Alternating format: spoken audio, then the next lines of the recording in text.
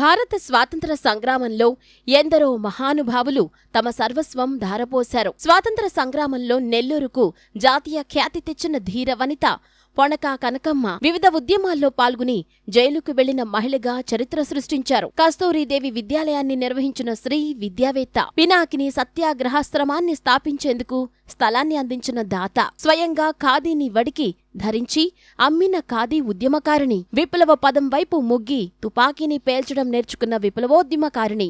అయితే బాపూజీ సత్యాహింస ఆయుధాల పట్ల ఆకర్షితురాలైన శాంతియుత ఉద్యమ ప్రచారిణి పొనక కనకమ్మ స్వయంగా వివిధ భాషలను అభ్యసించి వివిధ గ్రంథాలను తెలుగు భాషలోకి అనువదించారు. భగవద్గీతను జ్ఞాననేత్రం పేరుతో తెలుగులోకి అనువదించారు. పొనక కనకమ్మ 1882 జూన్ 10న పోట్లపూడి గ్రామంలో మరుపూరు కొండారెడ్డి, రావమ్మ దంపతులకు జన్మించారు.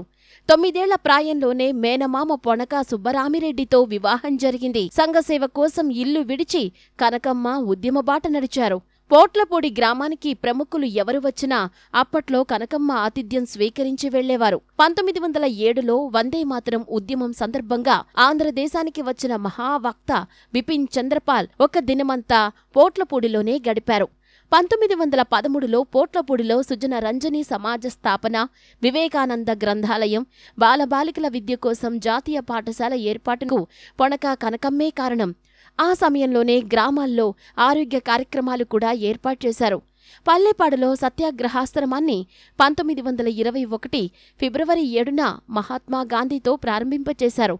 ఈ ఆశ్రమం కోసం కనకమ్మ తన ఒంటిపై ఉన్న బంగారు నగలు అమ్మి విరాళంగా ఇచ్చారు.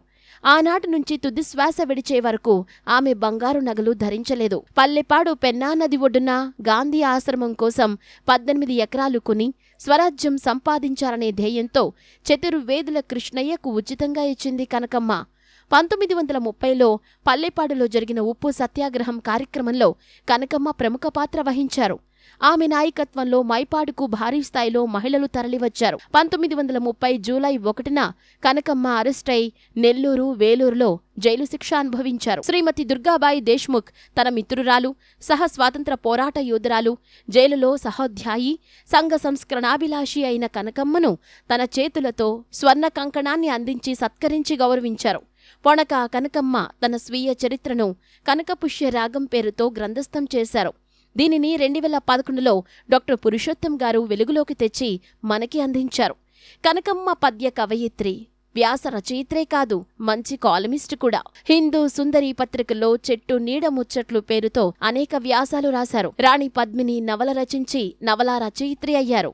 హిందూ సుందరితో పాటు శశిరేఖ, అనసూయ పత్రికల్లో ఈమె రచనలు ప్రచురించబడ్డాయి. దేశ స్వాతంత్ర్యం కోసం సర్వం త్యాగం చేసిన వీరవనిత పొనక కనకమ్మ 1963 సెప్టెంబర్ 15న కన్నుమూశారు. మహిళా జాతికి వెలుగుచుక్కైన కనకమ్మ జ్ఞాపకార్థం 2021 మార్చి 8న తపాలా శాఖ ప్రత్యేక కవరును ముద్రించి గౌరవించింది.